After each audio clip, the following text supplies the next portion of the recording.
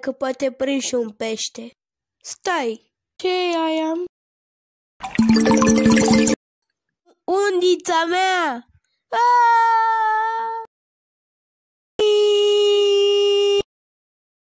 Ăștia au trăit acum 2 miliarde de ani.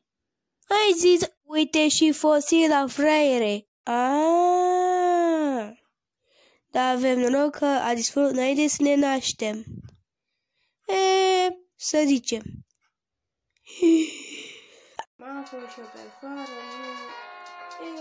am jucat și-o fotbal, Bă, trebuie să faceți cumva să scăpați de ăștia, că ăștia o să ne omoară într-o zi.